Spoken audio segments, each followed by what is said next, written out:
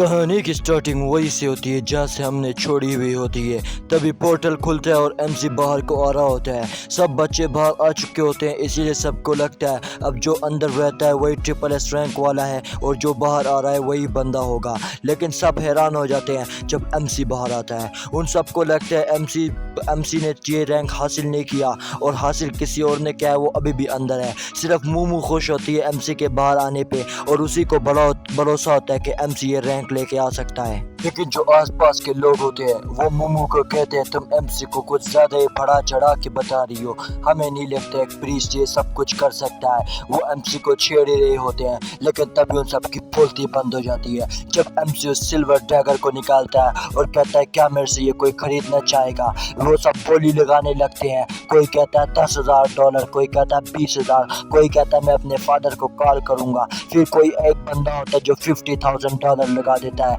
जिस पर एमसी कहता है ये तो बिल्कुल सही प्राइस है इस डैगर के लिए, बहुत ज्यादा प्रीमियम वेपन के लिए। एमसी उसको बेच नहीं लगता है, लेकिन तभी एक लड़की हाथ खड़ा करती है और वो $1,00,000 लगाती है।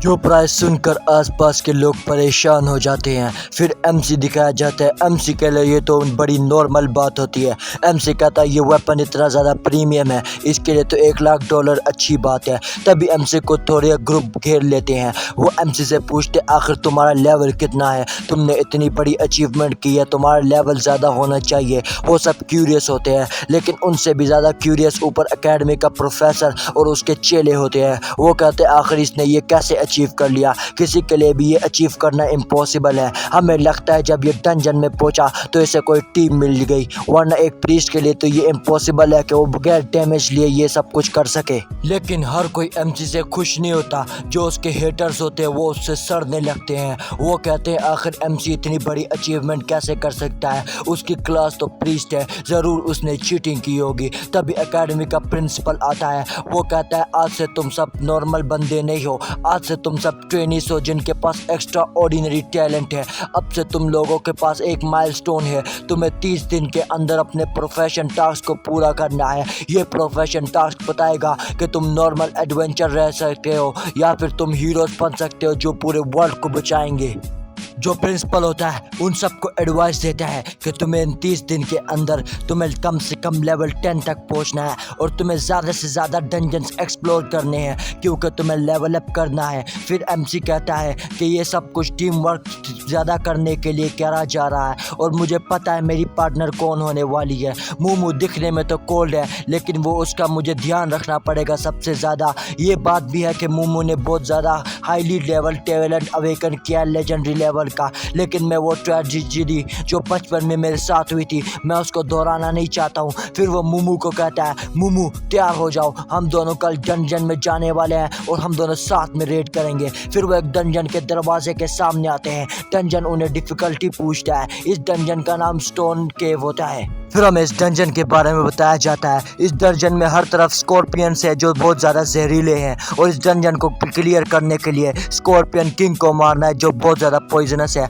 अगर तुमने उसको एक सर्टेन टाइम मतलब एक टाइम के अंदर नहीं मारा तो फिर वो बज़र्क चला जाएगा, वो गुस्से में इधर उधर सब कुछ तबाही कर देगा, उसकी पावर भी डबल हो जाएगी। एमसी बगैर कुछ सोचे समझे हार्ड वाले डिफिकल्टी पे क्लिक कर देता है क्योंकि एमसी कहता है जितना हार्ड मैं क्लिक करूंगा उतना हार्ड मोस्टर आएंगे, उतने बड़े लेवल वाले मोस्टर आएंगे और जितने बड़े लेवल वाले मोस्टर आएंगे रिवॉर्ड्स भी उतने ज़्यादा अच्छे होंगे। एमसी उसको देख ही रहा होता है। मूमू एमसी को देख के परेशान हो जाती है। वो कहती है एमसी ने इतनी डिफिकल्टी सेलेक्ट की है, लेकिन मूमू को एमसी पे भरोसा होता है।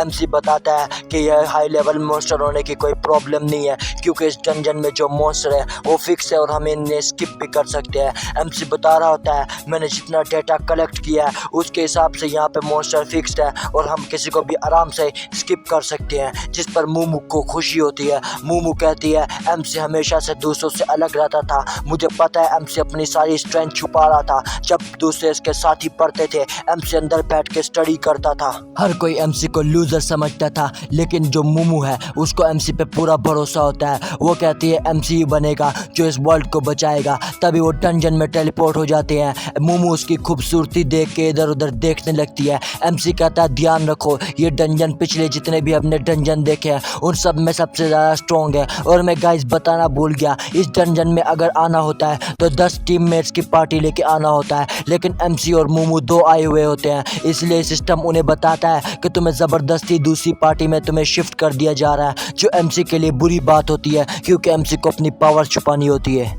अचानक से उनके पीछे धमाका होता है और वो देखते हैं उनका एक क्लासमेट पीछे फीका आता है। वो दीवार में जाके लगता है ये वही क्लासमेट होता है जिसने MC को छेड़ा होता है। ये भी यहाँ लेवल अप करने आए हुए होते हैं, लेकिन यहाँ पे मॉन्स्टर इतने ज़्यादा खतरनाक होते हैं इनका लेवल अप नहीं हो रहा होता। जैसे ये MC और मूमू को आता वो देखता है, ये उनके पास जाके भीख मांगने लगता है उन्हें बचाने की।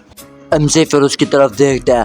MC कहता है तुम्हें क्या लगा मैं तुम्हारे जैसे टट्टी की मदद करूंगा। MC उन सबको स्कॉर्पियन से लड़ना छोड़ के वहां से भाग जाते हैं। MC मूमू को कहता है मैं और तुम अब स्कॉर्पियन किंग की तरफ जा रहे हैं। स्कॉर्पियन जो उनसे होते हैं वो पानी से बहुत ज़्यादा डरते हैं और उनका अटैक रेंज बहुत ज़्यादा कम होता है, इसीलिए मैं जो कहूँगा तुमने वही करना है, सारे मेरे ऑर्डर्स फॉलो करने हैं। फिर ही मैं गारंटी दे सकता हूँ कि हम दोनों स्कॉर्पियन किंग के खिलाफ जीत सकते हैं। वो दोनों एक बहुत बड़े मॉन्स्टर की तरफ बढ़ रहे होते हैं। फिर MC बताता है मूमू को कि ये जो सा मॉन्स्टर है ये साउंड के लिए बहुत सेंसिटिव है, इनके कान बहुत ज़्यादा तेज है। तभी MC उस मॉन्स्टर को एक ही अटैक में मार देता है, जिसे देखकर मूमू इम्प्रेस हो जाती है। फिर MC इसको सीक्रेट रखने के लिए कहता है। फिर MC और मूमू का प्लान होता है कि वो ऐसा रास्ता ले जहाँ से उनको मॉन्स्टर की अटेंशन ना मिले और वो अपना रास्ता भी आराम से क्लियर कर लें। वो दोनों फिर डंजन के बीचों बीच एक नदी होती है, वहाँ पे जाके पहुँचते हैं। MC बगैर सोचे समझे नदी में छलांग मार देता है। मूमू थोड़ा हिचकाती है लेकिन फिर वो भी छलांग मार देती है। वो दोनों फिर नदी को पार करके एक छोटे से टापू पे पहुँचते हैं। वो MC वहाँ टापू पे जाता है और एक पत्थर को जोर से नीचे ज़मीन पे मारता है, जिससे आसपास के स्कॉर्पियन ही नहीं बल्कि स्कॉर्पियन पिंग भी इनकी तरफ आ जाता है। वो जो उनसे मॉन्स्टर होते हैं वो बाकी एडवेंचर से लड़ रहे होते हैं, वो उन सबको छोड़ के उस टापू की तरफ बढ़ने लगते हैं। वो जैसे ही MC के सामने पहुंचते हैं MC उनको आने का इशारा करता है, लेकिन पानी की वजह से वो आ नहीं पाते और वहीं पे खुसखुसाते रहते हैं। MC कहता है अगर तुम मेरे करीब नहीं आने वाले तो मुझे ही तुम पर अटैक करना होगा। MC अपनी स्पेल तैयार करता है जो बहुत ज़्यादा खतरनाक होती है, एक स्केलेटन शेप में आ जाती है।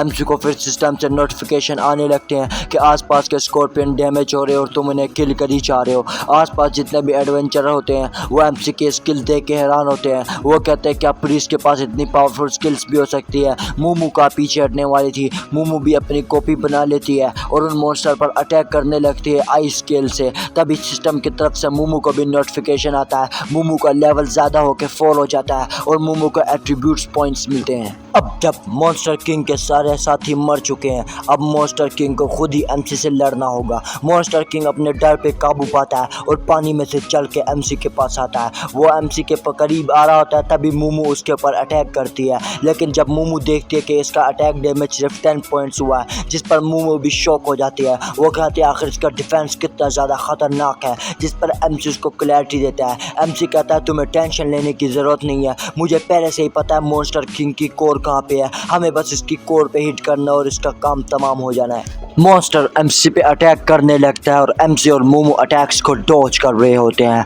तभी MC भी उस पर अटैक कर रहा होता है, लेकिन MC के अटैक्स मॉन्स्टर पे कुछ ज़्यादा फर्क नहीं कर रहे होते। तभी मॉन्स्टर अटैक करने के लिए अपने हाथ ऊपर करता है। MC कहता है यही हमारा टाइम है, मूमू अटैक करो। मूमू उस पर आइस से अटैक करती है। जब भी मॉन्स्टर किंग अपना हाथ ऊपर करता है वो अपनी वीक स्पॉट खुली छोड़ देता है, जिसका फ़ायदा MC उठाता है और अपना एक फ्लेम वाला अटैक करके उसके आर पार छेद कर देता है, जिससे उन्हें नोटिफिकेशन आता है आपने स्कॉर्पियन किंग को मार दिया है। फिर उन्हें एक गोल्डन चेस्ट मिलती है और एट्रीब्यूट पॉइंट्स मिलते हैं और उन्होंने बगैर डैमेज लिए हुए इस डंजन को क्लियर किया होता है, तो उनकी रैंकिंग भी SSS होती है, जिसके बदौलत MC को भी लेवल 6 हो जाता है क्योंकि उसने स्कॉर्पियन किंग को मारा होता है। फिर जौन से एडवेंचरर इनके पहले मजाक उड़ा रहे होते हैं वो इनसे आके माफिया मांग रहे होते हैं। वो कहते हैं आप हमें भी हमारी पार्टी पे ले ले, लेकिन MC को ये सब कुछ नहीं चाहिए होता है। MC उन लोगों से कहता है बस तुमने यहाँ जो कुछ भी देखा है उस सब को भूल जाओ। वो टेलीपोर्ट कर रहे होते हैं, टेलीपोर्ट करते साथ साथ MC कहता है अगर तुम नहीं भूले तो तुम्हारा जो हाल होगा उसके अंजाम तुम खुद ही होगे। फिर वो टेलीपोर्टेशन वाले एरिया में जाते हैं, वहाँ पे जाके MC और मूमू गोल्डन चेस्ट को खोलते हैं। गोल्डन चेस्ट होती है वो सिल्वर रैंक चेस्ट से बहुत ज़्यादा हाई लेवल होती है, उसमें अच्छी चीज़ें होती हैं। पहले उनको एक ग्रेट स्वॉर्ड मिलती है जिसका अटैक पावर 200 होता है और ये बहुत ज़्यादा ज़्यादा पावरफुल होती है। फिर उन्हें गोल्डन बूट मिलती हैं जिसकी स्पीड बहुत ज़्यादा होती है और वो घोस्टली स्टेप नाम का इफेक्ट देती है। 30 लाख उनको बुक मिलती है जिसके अंदर कोई अजीब टाइप का पॉइजनस मैजिक होता है। चौथा उनको मिलता है एमरल्ड ड्रिंक जो किसी भी एट्रीब्यूट को टाइम को कम कर सकते हैं, किसी भी अटैक टाइम को, किसी भी स्किल का। और इसके अलावा उनको 5 एट्रीब्यूट पॉइंट्स मिले होते हैं जिससे मूमू बहुत ज़्यादा खुश हो जाती है। एमसी के हिसाब से सबसे ज़्यादा खतरनाक चीज़ इन आइटम में से रिंग है जो कि कूलडाउन टाइम कम कर देती है किसी भी स्किल का। उसके अलावा एमसी बगैर सोचे समझे मैजिक वाली बुक मूमू को दे देता है। वो कहता है पॉइजन वाली एट्रीब्यूट तुम्हें मिलनी चाहिए, तुम एक मेज हो, जिस पर मूमू खुश होती है लेकिन वो कहती है मैंने आइस मैजिक सेलेक्ट कर लिया इसलिए मैं इसको यूज़ नहीं कर सकती। तभी एक सरप्राइज वाली चीज़ होती है, मूमू को सिस्टम की तरफ से नोटिफिकेशन आता है कि तुमने पॉइजन वाला एट्रीब्यूट सीख लिया है और तुम्हें 5 एलिमेंटल मेज बनाया गया है। कोई नॉर्मल मेज होता है वो सिर्फ एक एट्रीब्यूट यूज़ कर सकता है लेकिन मूमू को हिडन क्लास मिल जाती है जिससे वो जितने चाहे उतने एट्रीब्यूट यूज़ कर सकती है। यहाँ तक कि ये चीज़ एमसी को भी शॉक कर देती है। एमसी उसको एडवाइस करता है कि तुम्हें अपनी स्किल्स अच्छे से यूज़ करनी चाहिए और इनको अच्छे से इधर उधर इस्तेमाल करना चाहिए। तुम इनको अपना ट्रम्प कार्ड भी बना सकती हो। जिस पर वो डंजन से बाहर निकलने लगते हैं। बाहर निकलते निकलते मूमू एमसी से पूछती है आखिर मुझे अपने एट्रीब्यूट पॉइंट्स कहाँ पे लगाने चाहिए, जिस पर एमसी कहता है जो मेथड मैं तुम्हें बताऊंगा वो तुम्हारे लिए इतना अच्छा नहीं होगा। फिर वो डंजन से बाहर निकलते हैं। बाहर कुछ टीमें खड़ी होती हैं जिनमें से जो लड़के होते हैं वो जैसा कि हम एक्सपेक्ट कर सकते हैं मूमू को देख के ब्लश कर रहे होते हैं। तभी कोई एक फैंसी सी गाड़ी लेके पीछे आता है। उस बंदे के पास लैम्बोर्गिनी होती है। वो बंदा गाड़ी में से निकलता है। वो कहता है जैसा मैंने सुना था मूमू वैसी ही है, ये बहुत ज़्यादा खूबसूरत है। लेकिन मूमू उस बंदे को देखकर एमसी का हाथ पकड़ लेती है और कहती है हमने यहाँ से निकलना है, मुझे ऐसे लड़के बिल्कुल भी पसंद नहीं है। लेकिन उस बंदे का भी कोई भी इरादा नहीं होता गिव अप करने का। वो चूज़ा अपने आप को इंट्रोड्यूस करने लगता है। वो कहता है मैं सबसे बड़ी कंपनी के मालिक का बेटा हूँ, ये बस एक अमीर बाप की बिगड़ी औलाद है, हम इसको बिगड़ी औलाद कहेंगे। बिगड़ी औलाद उन सबको बता रहा होता है लेकिन पीछे बंदों की बातें सुनकर एमसी को ऐसा लगता है कि इसकी रेपुटेशन अच्छी नहीं है, ये कोई अच्छा बंदा नहीं है। जिस पर मोमो एमसी के पीछे छुप जाती है। मोमो बताती है कि मेरे पास पहले से एक बॉयफ्रेंड है, मैं तुम्हें नहीं पसंद करती। जिस पर एमसी भी हैरान हो जाता है। जिस पर वो बंदा शौक हो जाता है। वो बंदा कहता है आखिर ये बंदा जो सा मेरे सामने खड़ा है ये मेरे मुकाबले में बहुत ज़्यादा ऑर्डिनरी लग रहा है, आखिर ये इसको कैसे पसंद कर सकती है। उसको गुस्सा आता है और वो एमसी से फाइट करने लगता है लेकिन एमसी उसको दूर फेंक देता है। जिस पर वो अपनी स्किल इस्तेमाल करने लगता है लेकिन ये बंदा उससे वक्त हार जाता है जब ये अपनी स्किल इस्तेमाल कर रहा होता है। जैसे ही वो अपनी स्किल एमसी के ऊपर मारने लगता है एमसी की रिवल्सर स्किल खुद ब खुद एक्टिवेट हो जाती है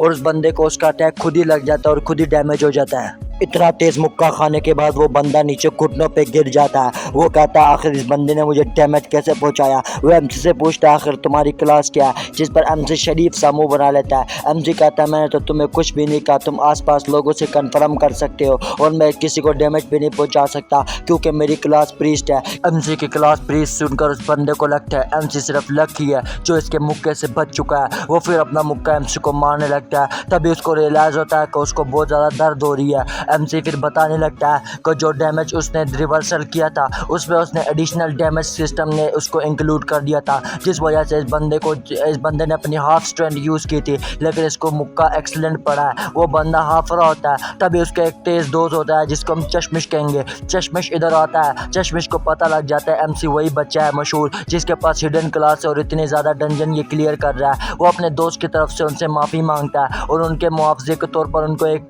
सोने का कार देता है जिसमें पैसे होते हैं। फिर वो वहाँ से अपने दोस्त को लेकर जाने लगता है। वो कहता है मेरा दोस्त आइंदा आपको तंग नहीं करेगा, वो 1 महीने तक आपको नजर नहीं आएगा। लेकिन जो एमसी होता है एमसी कहता है मैं देखना चाहता हूँ आखिर ये मेरे पीछे कितने बंदे छोड़ सकता है, मुझे कोई मसला नहीं, मैं उन सबको आराम से पेल दूंगा। फिर उसके बाद हमें दिखाया जाता है कि SSS रैंक के साथ एक बंदे ने ये डंजन क्लियर किया होता है और वो सबको गाइड भी दे रहा होता है इस डंजन को कैसे क्लियर करना है। इसके अलावा उसको SSS रैंक मिली होती है और उसने 1.5 मिनट के अंदर ये क्लियर किया होता है। ये और कहीं नहीं एमसी होता है। एमसी इसके साथ 3 चीज़ें और भी बेचने लगता है जो उसको रेड में से मिली है। हर कोई बंदा शौक होता है, कोई भी भरोसा नहीं कर रहा होता आखिर एक बंदा ये सब कुछ कैसे कलेक्ट कर सकता है। वो एमसी पे शक खा रहे होते हैं लेकिन कोई एमसी से सेटिस्फाई भी हुआ होता है। तभी एमसी को मोमो देख रही होती है। मोमो कहती है एमसी आखिर ये सब कुछ इतना महंगा क्यों बेच रहा है, जिस पर एमसी को पूरा भरोसा होता है कि कोई ना कोई इसको ले ही लेगा। फिर उसके बाद हमें कुछ प्रोफेशनल दिखाए जाते हैं जो शुरू में तो एमसी की चीज़ों पे भरोसा नहीं कर रहे होते हैं, लेकिन आहिस्ता आहिस्ता वो भी कहते हैं कि हम खरीद के चेक करते हैं। आहिस्ता आहिस्ता लोग खरीदने लगते हैं और वो डंजन क्लियर कर लेते हैं। वो दोस्तों को रिव्यू देखने लगते हैं कि ये सच है और तुम सब भी खरीदो। फिर ऐसे कर करके और भी लोग खरीदने लगते हैं और भी लोग डंजन क्लियर करने लगते हैं और सारे डंजन को पास कर लेते हैं। बहुत सारे लोग एमसी की ये गाइड खरीदते हैं और डंजन पास कर लेते हैं। एमसी की ये पोस्ट इतनी ज़्यादा वायरल होती है, हर कोई बहुत ज़्यादा खुश होता है एमसी की एक गाइड से। मोमो भी बहुत ज़्यादा शौक हो जाती है एमसी की कमाई देख के। वो हैरान हो जाती है इतने कम टाइम में एमसी ने इतने ज़्यादा पैसे कमा लिए होते हैं। ये पोस्ट इतनी वायरल होती है कि बड़ी बड़ी कंपनियों के हेडों तक ये पोस्ट पहुंचती है। वो भी देख के शौक हो जाते हैं कि एक छोटा सा बच्चा इतना सब कुछ कैसे बेच सकता है। वो एमसी के बारे में पता लगाने का कहते हैं, लेकिन वो बंदा होता है उसके पास एमसी की बहुत कम इन्फॉर्मेशन होती है। उनके पास सिर्फ इतनी इन्फॉर्मेशन होती है कि कोई एमसी जंग ज्ञान अकेडमी से है। वो जो सा बंदा होता है उस कंपनी का, वो कहता है कि एमसी के बारे में जल्द से जल्द पता लगाया जाए। फिर एमसी की जो स्वॉर्ड होती है उसको खरीदने के लिए भी एक बंदा मान जाता है, जिस पर एमसी उसको कहता है कि अकेडमी के एंट्रेंस पर आ जाओ, हम लोग आपको स्वॉर्ड बेच देंगे। मोमो बहुत ज़्यादा खुश होती है कि उनके स्वॉर्ड खरीदने के लिए कोई बंदा राज़ी हो गया होता है। एमसी कहता है हमें ये जल्द से जल्द बेचनी पड़ेगी। फिर एमसी बता रहा होता है सिल्वर रैंक स्वॉर्ड तो वो काफ़ी काम की थी, लेकिन मैं जो चाहता हूँ मैं जल्द से जल्द लेवल अप करना चाहता हूँ ताकि मेरा लेवल हाई हो जाए। तुम जितना मर्जी हाई लेवल हो जाओ, तुम्हारा वेपन जितना मर्जी हाई लेवल हो जाए, अगर तुम एक कॉम्बैट ट्रेनिंग अच्छी से नहीं करोगे तो तुम ट्रायल्स में फेल हो सकते हो, और मैं ये नहीं चाहता हूँ। जिस पर मोमो हैरान हो जाती है। मोमो कहती है एमसी आखिर इतना जल्दी लेवल अप करना चाहता है, लेकिन वो फिर भी अपना टाइम इधर उधर स्ट्रेटेजाइज करने में और पैसे कमाने में ज़ाया क्यों कर रहा है। जिस पर एमसी बताता है इसका रीज़न बहुत ज़्यादा सिंपल है, मैं उन लोगों को प्रोटेक्ट करना चाहता हूँ जिनको मैं पसंद करता हूँ। मेरी पिछली लाइफ में मुझे पसंद करने वाला कोई भी नहीं था और मैं एकदम इंट्रोवर्ट और अकेला था। यहाँ पे बहुत बड़ा रिवील होता है, हमें पता लगता है कि ये एमसी इनकारनेशन होके आया हुआ होता है। इसकी पिछली फैमिली बहुत ज़्यादा खुश होती है, लेकिन इसके पिछली फैमिली में इसके पास कोई नहीं होता। लेकिन ये जब अगली फैमिली में आता है, इसको ऐसी फैमिली मिलती है जो अपनी जान दे के इसको बचाती है। लेकिन जैसे ही एमसी के पेरेंट्स मर गए होते हैं, उसके बाद एमसी के सारे रिलेटिव्स एमसी के खिलाफ हो जाते हैं। वो बस ये चाहते हैं कि एमसी मर जाए और इसकी सारी जायदाद इनके नाम हो जाए। वो एमसी को एक यूजलेस ट्रैश समझते हैं। लेकिन तभी दो बंदे मसीहा बन के आते हैं। ये मोमो की फैमिली होती है, ये एमसी को अडॉप्ट कर लेती है और ये एमसी की हेल्प करती है इसकी फैमिली की जायदाद लेने में। और जॉनसिस के रिलेटिव होते हैं, उन सबको ये कोर्ट में घसीट के लेके जाते हैं और इन सबको सज़ा दिलवाते हैं, और ये बदले में भी एमसी से कुछ भी नहीं मांगते हैं। इसलिए एमसी चाहता है कि वो उसकी फैमिली की प्रोटेक्ट करे और इनको अपने साथ रखे। तभी हमें एक क्यूट सी लड़की दिखाई जाती है जो डंजन के पास एमसी के पास खड़ी होती है, जिसने आर्मर पहना होता है। कोई भी बंदा सिंप नहीं करेगा, मैंने अपनी पिछली वीडियो में तुम्हें बताया, कोई भी सिंप नहीं करेगा, हम सब सिग्मा मेल्स हैं।